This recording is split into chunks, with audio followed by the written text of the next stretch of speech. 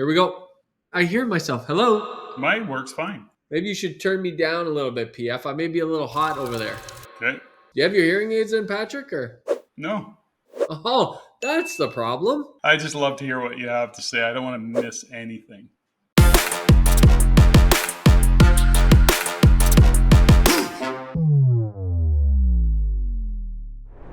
Ladies and gentlemen, welcome to another episode of Rein It In, episode number 28, where we got 4 sticky notes on this episode. We're going to start with an opening joke, Patrick, which I'm going to leave to you. Then we are going to talk about how loan growth is really slow right now. The banks are getting super nervous. And finally, we're going to end with a brand new segment that I'm calling the Economic Hodgepodge Stew. It's going to be a good stew, too. Hey, folks, always just a polite reminder to make sure you hit those notifications, make a comment, hit that like button. Let's get those algorithms picked up. Help us out, get this channel and this news out to you.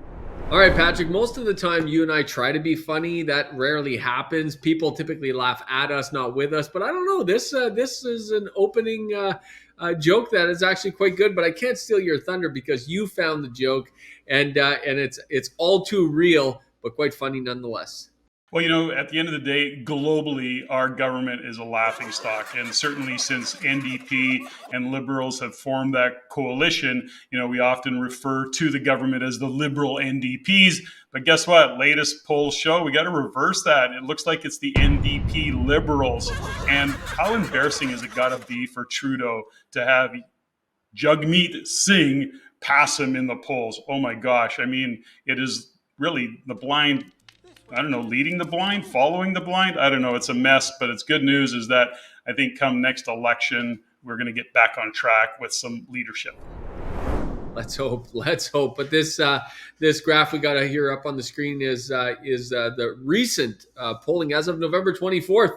And Patrick, actually, speaking of this, I heard recently that we might be going to an election sooner than expected. What are your thoughts on this? I know you're hoping for it, as am I. But any truth, any validity to this in your mind? Well, it's all rumors, right? So who knows if there's any truth to it? I would, it's all just rumors. At the end of the day, my own view of it is that, our current Prime Minister, Mr. Justin Trudeau, is far too narcissistic and arrogant to call an election. He won't step down. He'll go out fighting. And so that's what I think, but we'll see. Well, if as these polls, because these polls are actually showing the Liberals have lost 11% of the vote. Conservatives have picked up 7%, according to this poll. Conservatives have picked up 7% of those votes. 4% have went to the NDP. So I guess this is maybe where the news or the rumors are coming from, Patrick, because the fact is as time goes on, Liberals are just getting weaker and weaker and weaker and weaker. So if he waits to call an election too late, not going to have anything left. It's hard not to get political when we see what's happening and what's been unfolding over the past few years. And certainly the path that we've gone down since the pandemic shine a light on the overreaction to things, the printing, like all of the things that have really gotten messed up, the wokeism, the divisiveness, the polarity, all just pushes my buttons. At the end of the day, we have to live with it till the next election. The good news is that this is just one of many polls, and all of the polls are trending the same direction. And that is that this particular government, and certainly more importantly, the leadership of this, it used to be, JG, where I was okay with Liberal. I'm not it's not like I'm anything really hard. It's like the leadership within this Liberal government is brutal. And I think it's just bad for the party overall. And so it's not even about the Liberal government and their thought processes. It's really just about the leadership, which has just gone off the rails. Now we're just completely off the script. But I'll tell you this, Patrick, interesting that you just said the words, you're hoping that some of that divisiveness and all the stuff until the next election. Well, I've just been reading this book, which you and I are big fans of, called The Fourth Turning. The latest book of The Fourth Turning came out. I highly recommend people read this book. It's fascinating. And they're talking about this shift that you're hoping the next election is going to bring. I know you are. So am I, by the way. But they're saying this shift is not going to happen until 2030, 2032, based on the generational turnover, which is interesting. So unfortunately, the next election won't do it, and it probably won't be the one after that. It's going to be another 2 elections until that happens. We'll see. But that's what this book is predicting, and it's quite the fascinating read, I got to say. Well, if we see and learned nothing over the past several years, but certainly in the past few years, is there's lag built into the system and everything takes time. And as much as we'd like it to shift in a hurry, the reality of it is that it takes time for things to work through the system. So, 2030, 2032, none of it is actually surprising. It's a little disappointing, the reality of lag, but that is what's going to happen. So is it fair to say you're going to be voting for the block? Is that kind of where you're heading? Yeah, okay. I don't even know where you're going with that one. Ah, that's great.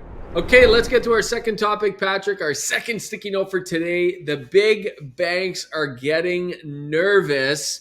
And there's actually some recent data that has come out that is showing some past due loans. We're seeing credit changing in a big different way, what's called credit losses. We're seeing that increasing in a big way. Let's go through some of these charts because Scotiabank is the first one to report on this, but I think you're going to see more of this as time goes on. And it's very, very interesting what's going on right now. And you called it. This is, listen, I'm always at you for your Patrick predictions, but when you're right, I tell you that you're right.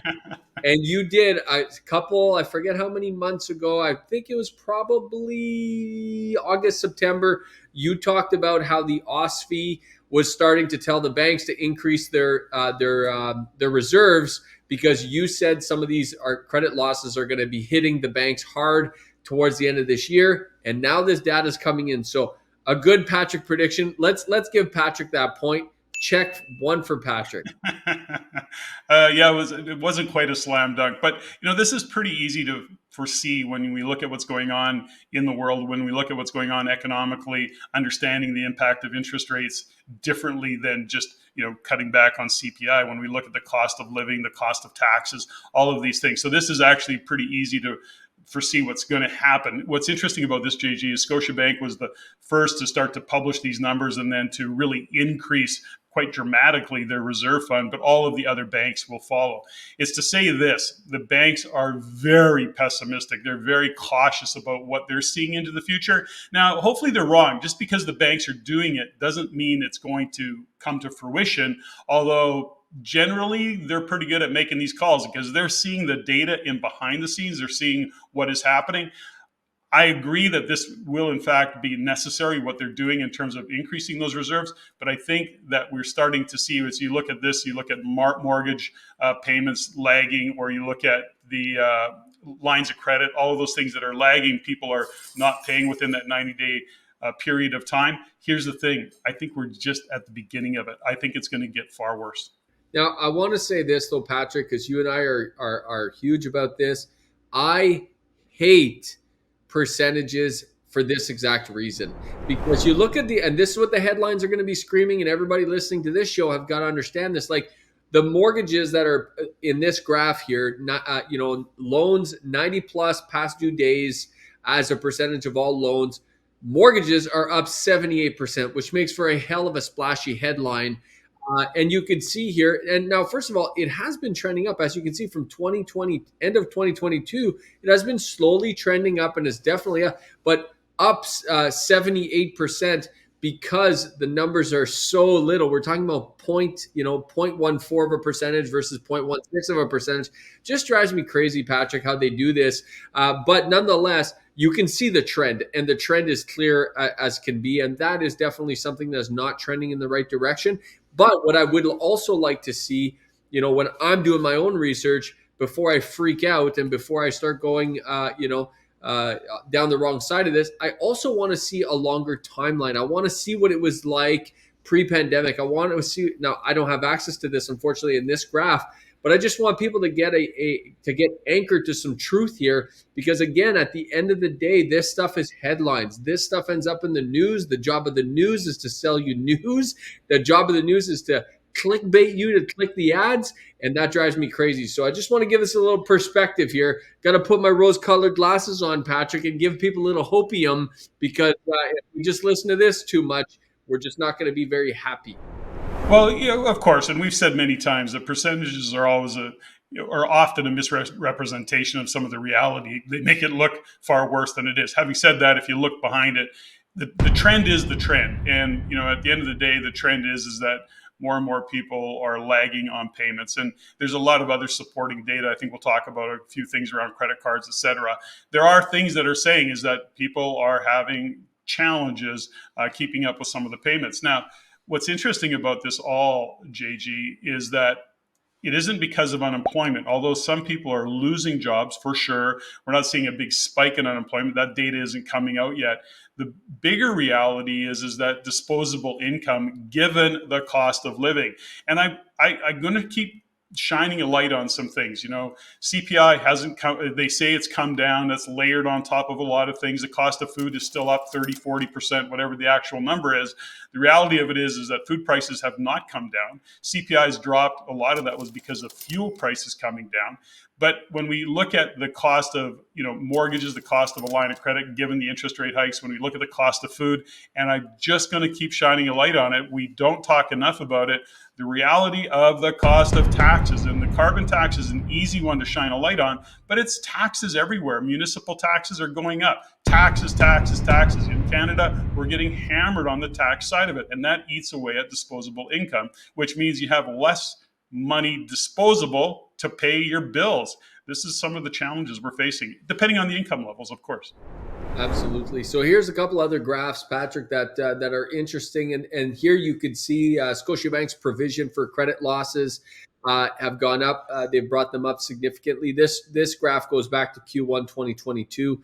So they've definitely ramped up in a pretty significant way. And what I do like about this one is it's not just percentages. They're actually referring to an actual number of billions of dollars that they're setting aside for this. So fascinating. You can definitely see what trend this is going in. This I also find interesting because this one goes back to 2015. So you really get a sense of scale and you get a sense of where it used to be versus where it is today. And these are the chartered banks, credit card loans that are outstanding. You can see that the credit card loans are going and increasing. Now, we're going to talk about this later, but I think it's interesting to contrast. But you could actually see the HELOC loans are not going up, they're going down, but credit card loans are going up, which I find kind of interesting. I'd like to dig into that a little bit. Well, I don't know that we can really kind of shine a light on it. It makes sense given the cost of these HELOCs that they're, in fact, people are not tapping into them as much. Again, this is based on income level, JG. For those in a lower income bracket, let's say, I don't have data off the top of my head to support this, but when you look at those lower income brackets, let's say mid and lower mid and even behind that, they don't have lines of credit. So those that have lines of credit are not tapping into them, but those who don't have lines of credit are using credit cards to actually pay their bills and to be able to afford to live. So they're tapping into it different. And that's where the disparity starts to happen in income levels. And that's why we're seeing credit card loans go up. You know what I find fascinating though, Patrick, is if you look at this graph here, if you look just at 2020, and I wish I could zoom into this. It's not a live chart. I can't zoom into it, but there was an incredible growth in credit card loans there, and then it just dropped like crazy when COVID hit, which is interesting. And then obviously the market got flooded with free money from the government, and you could see that a lot of people paid off credit cards with that money, which is fascinating as well. And then it started going up in 2022, kind of pretty straight line up. But I wonder what created this massive spike, Patrick, just above 85.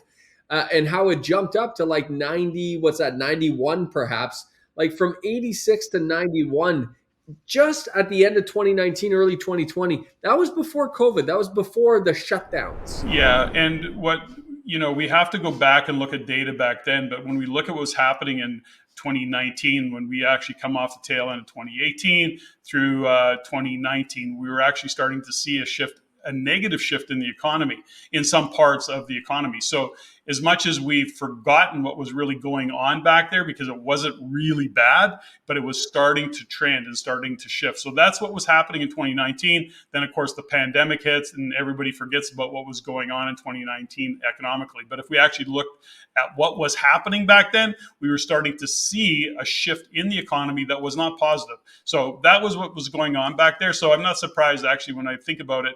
I'm not surprised to see that tick up. Interesting. Now let's look at two more graphs in this segment here, and that is mortgage delinquency rates. Now, just so everybody knows who's watching this show, you're probably a real estate investor or you're interested in being a real estate investor. I think the banks, every financial institution has pretty much taken a line in the sand and said the way they're going to deal with the crazy interest rates and how they've gone up so much is they're just increasing amortization. They're just extending amortization and they're kicking the can down the road and they're hoping that it's all going to level out over time. So, thus far, it's pretty clear that's their game plan. And what that's doing is keeping delinquencies at really all-time lows. And I love these charts, Patrick, because these charts are very, long. I mean, it goes back all the way to 1995. I mean, even though, yes, they've gone up and that's why the headlines are screaming, delinquencies are up and so on and so forth, they're still at an incredible all-time low. And we have this chart for Ontario and then this chart here for Alberta, both of them really at all-time lows. Well, yeah, I mean, we've said this before, and I often say this, which is that ultimately, as long as people are working, they figure stuff out. They figure out how to kind of stick handle their cash, and they can make things happen. Back to your earlier point, is that when we look at delinquencies and they are starting to tick up a little bit, the banks are extending amortizations. That's actually what the federal government has worked into, and Freeland has worked into whatever that budget was that she talked about. But here's something around all of that, which is, as much as we look at the banks doing people favors, extending that amortization, they just going to increase their bottom line by billions of dollars. So, the banks are not being altruistic about this. Oh yeah, no, we'll extend the amortization, no problem. And of course, they're in the business of making money, and making money they will make, given the extension of amortization and the interest that's going to be paid against that over the years. Yeah, fair enough, Patrick. But frankly, it is in my view, it is one of the best ways to handle Totally. this massive rise Yeah. in interest rates, because the average person wouldn't be able, if there would just this chart would go off the charts if they started calling in all these loans. And at the end of the day, and this is what investors, we've been telling investors for years, is the bank is not in the business of real estate. They're in the business of collecting interest on their money. They want you to borrow their money and they want to charge you interest. And the longer the amortization, the better in their books. But I think, and I'm kind of curious, Patrick, because this definitely will not, they can kick this can down the road with amortizations, but until values start coming back up and until values surpass the top of the market in 2022, which may take a little bit of time, and it may take several mortgage renewal cycles. This dark cloud will loom over the banks, I think, and loom over people's heads for probably 3, 5, 8 years. It's certainly not going to go away very fast, I think. So JD, I think you're right that when we look into the future, it's going to be a while that prices start to escalate, but they won't come back up again until we start to see interest rates do one of two things. Certainly we need to know that they're going to stay exactly where they are or come down. And the bank is in a really tough position because ultimately they don't want to bring rates down right now, because that will in fact fire things up again. The demand for housing remains strong. What doesn't, and what's part of the problem, of course, is that the affordability side of the equation, coming up with down payments as well as the affordability in terms of being able to make that mortgage payment. So these are things that I agree with you. I think it's going to be a while, particularly in Ontario, where we see the most expensive real estate. British Columbia to a different degree, depending on what part of British Columbia you're in. So when we look at those particular markets, I think it's going to be a while before we start to see home prices tick up again. Well, and this is a JG prediction, not a Patrick prediction, but I have said for many months now, I'm calling this a slingshot real estate market, because when the rates start coming down, the demand is pent up. I can definitely see it in the market myself. There's definitely some pent up demand. People are on the sidelines waiting to get back in. So you can expect house values and prices to come up really, really quickly. And then it's going to be interesting. The government's going to be, not the government, the federal bank, not the same as the government, despite Patrick's, there's a debate there to be had, Patrick? There's a debate there. But they're going to be in a tough spot. There's no doubt about it. That being said, though, I think bond yields are doing exactly what they're supposed to be doing, which is bond yields are coming down. significantly, and that's going to impact the market as well, Patrick, because fixed rate mortgages are priced on bond yields, not the Bank of Canada. So the Bank of Canada may keep rates high, but bond yields may come down. And I'm hearing reports that people are starting to get mortgages in the high fours, like 4.99, 4.95. That changes things. You're not seeing sixes and sevens anymore. It's a whole lot more exciting in the high fours than it is in the six and sevens. Well, for sure, but the banks aren't necessarily passing on those rate decreases if you even on fixed. Although Yeah. you're hearing a little bit of that. Not yet. You're right about that. By the way, they're hogging those decreases, but they're not going to do that forever.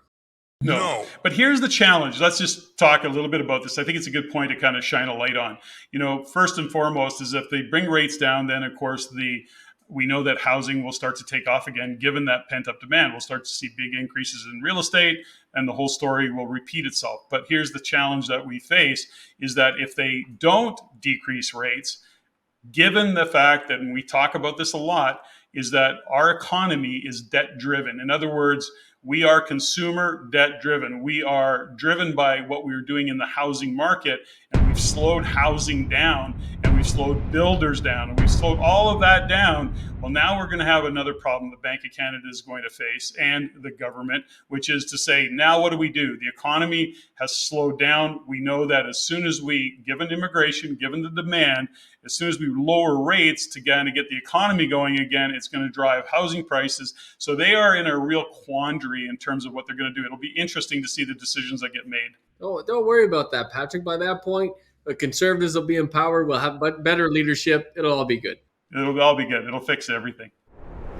All right, let's talk about the next sticky note, Patrick, which is consumer loans. Loan growth has fallen off a cliff, which means that the banks and the loans institutions, essentially, people are not borrowing money like they used to.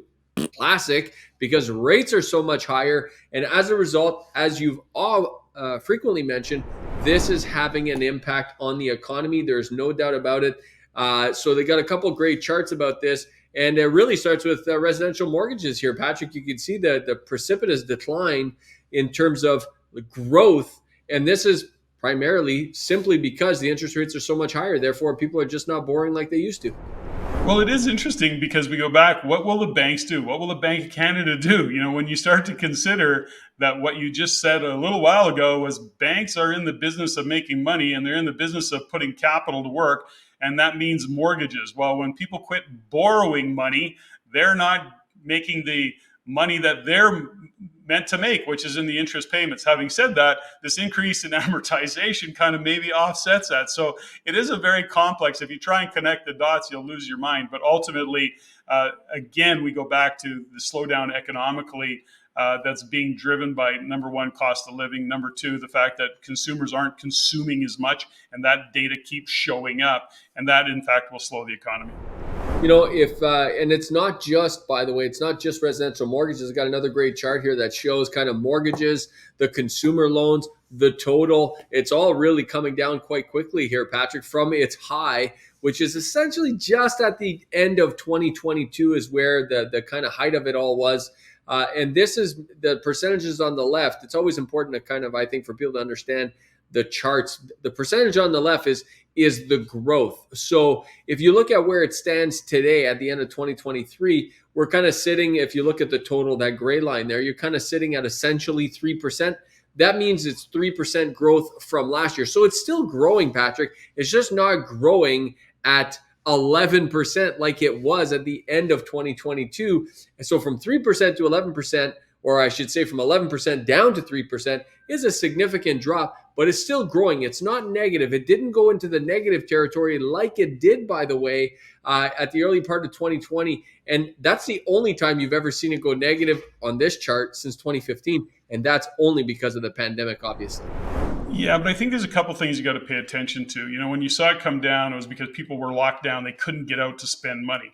But I think what we can all learn from this particular chart is that, the money that flooded the economy, the government printing and all the checks that went out, all of the things that happened through the pandemic, you see what that meant. When you flood the market with capital, we see what happens economically. And that chart is a really good indicator that the thing that we can go back to that chart, JG. When you look at that, right now, I agree, we're not kind of upside down. The word there is yet. On one side of it, when we look at what happened when they flood the market with money, the trend is your friend, right? It's going up, and that all makes sense. All that capital flooding into the market, everybody's having a party and getting rich, and it's all very, very good. To your point is that here's the issue, is that in this case, the trend is not your friend. And as much as we're not upside down, we're not back into where we were in, let's say, 2020, 2021, the reality of it is it's trending the wrong way. So we're just not on the other side of that yet. And I think that's where we're going to face some challenges going forward. And I think we're just getting warmed up. Another chart, Patrick, this one here that show the chart of banks and the HELOCs in terms of where they've been going. I like this chart, goes back to 2015. You can see it's been definitely trending in the right direction, or I don't know if this is the right direction or wrong direction. The point is it's a direction. It's been going in that same direction since 2015, except for that kind of blip mid 2021 up to mid 2022. You can see how it's kind of started reversing. What I do find interesting, though, Patrick, is recently the chartered banks were going to come out with a rule that said they would not allow any more HELOCs to be used for down payments on investment real estate. That was, a lot of investors don't know, but that rule was literally minutes from being passed. And we recently found out they decided to hold on that. I think this chart has a lot to do why they decided to hold on that, because clearly the HELOCs are going in the right direction, which means people are not over leveraging their HELOCs. Based on this graph, based on what we're seeing here, there's a lot more to be said, I'm sure, about it. But I'm glad as an investor that rule didn't go through, because that would have hampered the market that much more. Yeah. Again, it's, we keep kind of saying it. And when we're looking into the future as investors, we want to understand also what drives an economy so we can make these decisions. And when we start to see this thing slowing down, and I think, JG, we can maybe bring it up again, but at the end of the day, we're looking at this through the eyes of an investor. And when we're looking at what's happening economically, it can really shut people down. Again, it's in these kinds of markets that opportunities present themselves in terms of buying and being a rental housing provider. We can talk about rental demand and all of those things, but this chaos, this uncertainty, this kind of economic downturn, it'll shut a lot of people down. It is shutting a lot of people down. And the reality of it as an investor, it's opening up huge doors of opportunity. Huge doors of opportunity, exactly. So JG, your creative prowess is just unbelievable with this last sticky note, the economic hodgepodge stew. This is all a bunch of parts and pieces of what we need to look at as real estate investors economically, and there's all bits and pieces of it. The point of it is that we have to look at this as investors, not as a home buyer, not as those individuals that are just doing their thing, looking to buy their next house or their first home. Here's what we have to consider in all of this, JG. Economically, things are slowing down. It's confusing, it's uncertain, and people are sitting on the sidelines. They don't know what to do next. When we change the way we look at things, the things we look at can change. And as real estate investors, in amongst all of this chaos and uncertainty is opportunities. And let's go back to one fundamental, which we'll talk about, which is rental demand is going to continue to increase just from immigration alone, let alone affordability. So we can talk about that later and just in this segment, but there's lots of bits and pieces that normal public doesn't look at these things. Investors look at these things. That's what sets us apart as sophisticated. The hodgepodge stew is just like a stew. That's why we called it this. That's why I called it the hodgepodge stew, Patrick. Because, when you're making a stew, you're putting stuff in there and you're thinking, I don't know how this is all going to come together. But at the end, if you've done your job right, you just have this beautiful meal and everything aligns. But when you're kind of preparing it, it's kind of a little messy. And that's what some of this data is kind of looking like, Patrick, is it's coming from left field in many different ways. And it's our job here in Rein It In on this show is to kind of create a narrative with this and help investors see the world a certain way in terms of how they can participate in this real estate market. And that's very different, Patrick, because the average homeowner that just wants to have a home to live in a home, I got it. That's great. This show's not for you. This show's for investors that want to be rental housing providers and they want to kind of take control of their financial future, help the housing crisis we have here in Canada by providing rental housing to everyone, and that's what this data is so important, Patrick.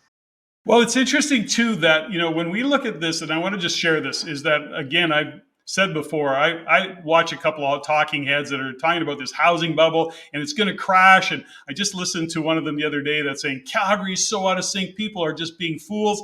There was one comment he did make that made sense, and he gave it a wrong context, but that was money from Ontario is flooding into the Calgary condo market.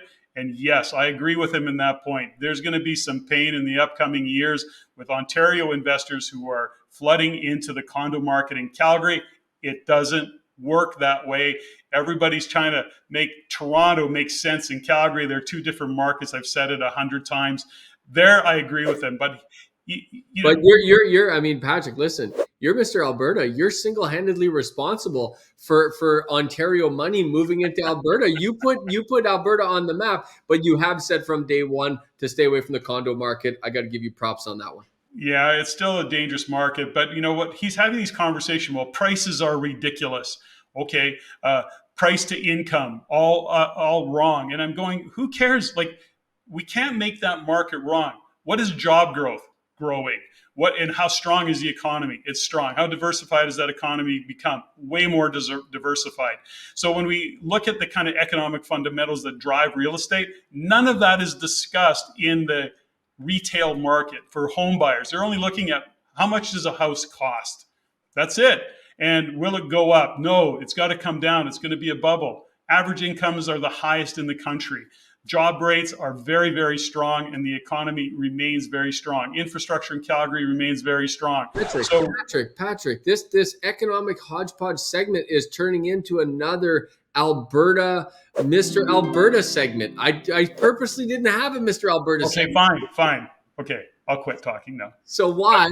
But I think it lends itself this way, which is, why are people heading to Alberta? You can see it right in this chart, Patrick, which is people are searching for affordability, and Alberta has it. And that's what you're saying, is a lot of these talking heads are saying that pricing is out of control in Alberta. It is still one of the most affordable markets in the entire country by far. And it's not just affordable housing. It is affordable everything. Gas prices are lower. Food prices are lower. There is no HST. They've got strong leadership. You just can't help yourself, Mr. Alberta. You just can't help yourself. It doesn't matter. If it was Ontario, I'd say Ontario. Right now, in the cycle, Ontario's in a different cycle. It's in a different mode. And so when we look at what's happening in terms of affordability, JG, and what's happening in Alberta, it happens to be the go-to province. So what do we have to consider as investors?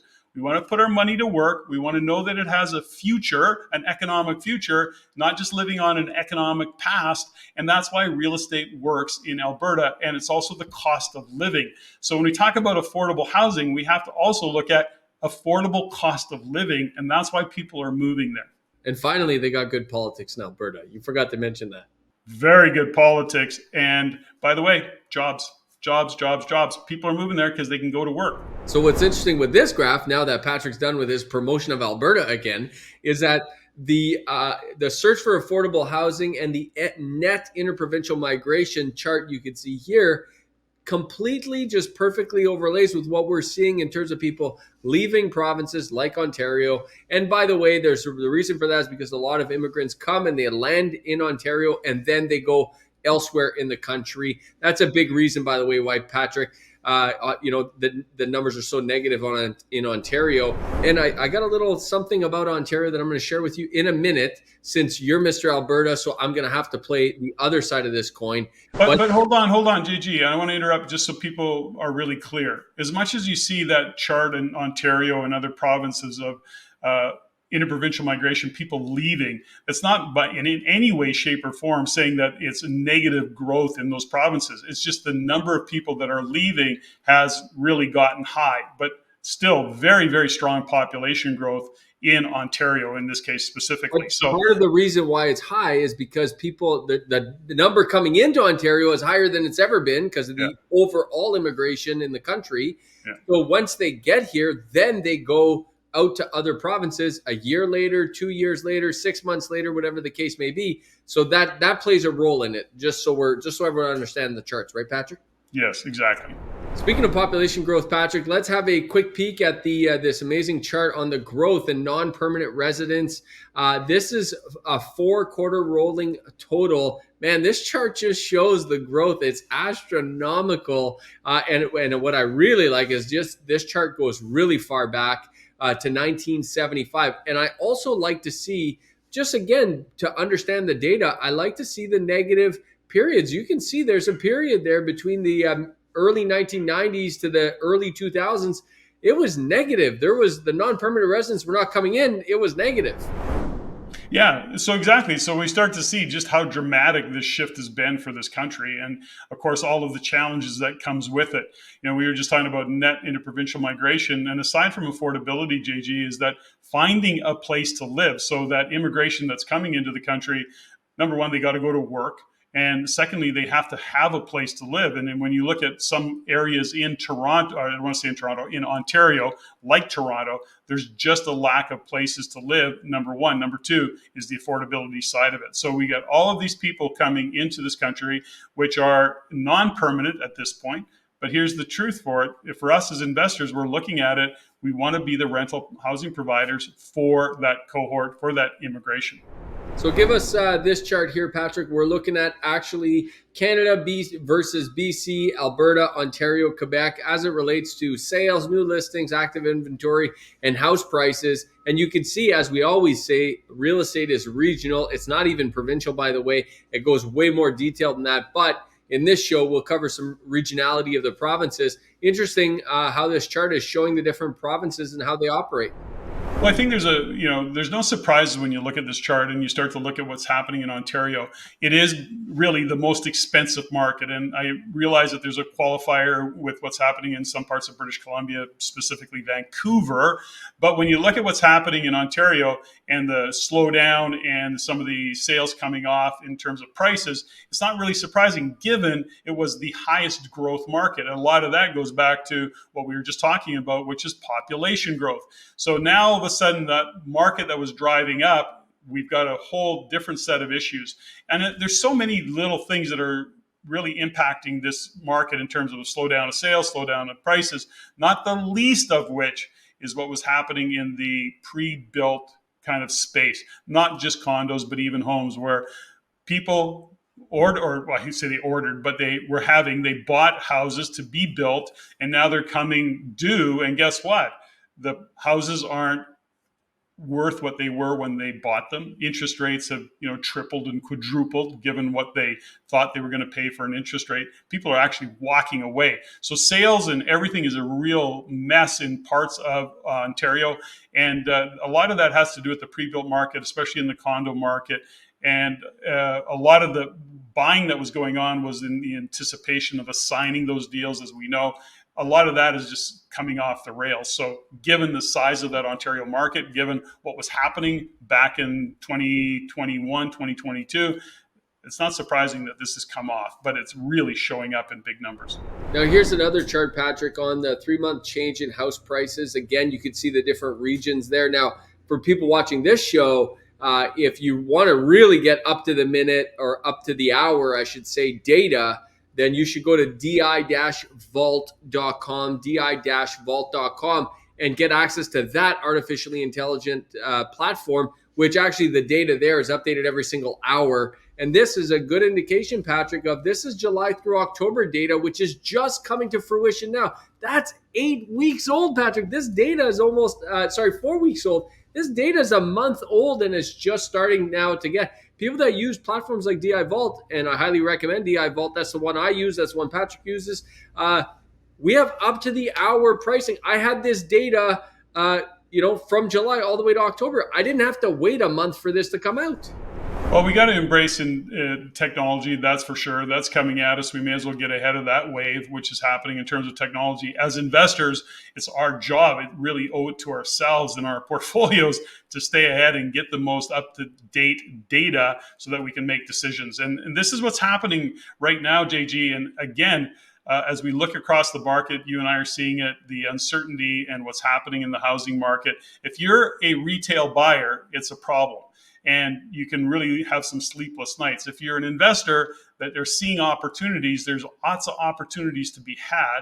And, these are just what happens in these kind of economic conditions. So this is an interesting chart, JG, that we have to at least be aware of. And that is, the good news is that there is a lot more rental inventory coming on, and it's starting to build. So that's good news. Some are concerned. Some would actually say that we got to pay attention to this, because if at some point immigration rolls back, we could in fact have overbuilt conditions. It's interesting about this is that I've talked about it in the past, is that's what happened in Edmonton back in, I think, about 2005, 2006, big boom of economically, a lot of people moving into the city. Everybody got on the condo bandwagon and was building condos, and they overbuilt. Well, they had huge projects being built, and that then fell flat. So what do they do with all those condos? They turned them into rental units. It's all to say this, is that there is some fear of that happening in different regions, that now they've got all of these rental units coming on board.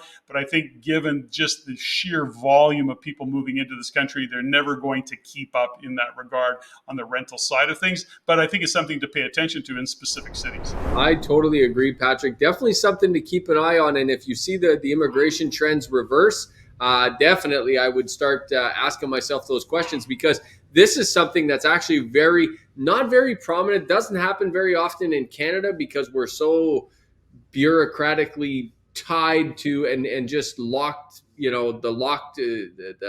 The permits are so difficult to get that it's hard for us to overbuild here in Canada. But in the States, it's very different. And the US goes through these kinds of things all the time. The reason for that is because they build a lot faster than we do in the States, and they often get in an overbuilt situation.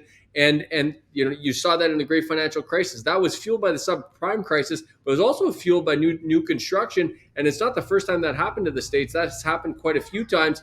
Not as often in Canada, but it's definitely something I keep a close eye on, Patrick. Well, there's another side to this, JG, which is that as much as we've got immigration coming into the country, we've got rental units that are going up. Good news. There is the reality of the affordability. And unless interest rates come back down, unless we can get single family building happening, unless we can start to supply those first time and next time home buyers, ultimately rental demand is going to stay high. Not just immigration, but for those who can't afford to buy a home, there's going to be those challenges. So they're going to be renting as well. So we're getting rental demand from different directions. And then to some, arguably, I guess there is certainly a cohort of millennials or whatever cohort that is that are going, no, I don't want to own. I don't want to have the debt. I don't even want to have a car. So these are things that are shifting in, I guess, who we are societal as a country is, what are people doing in terms of what they want? So demand, I think rental demand, this is a low risk thing, but it's in specific cities, you have to pay attention to it. All right, folks, that does it for episode 28 of the Rein It In Show. Hopefully you've appreciated this. Please like, comment, get involved with the conversation. And if you're a super fan, tell us below so we can name drop you on the next episode. If you like what you learned here, go to the description below and subscribe for our free Insiders newsletter, where you can also stay up to date for our upcoming events and our courses.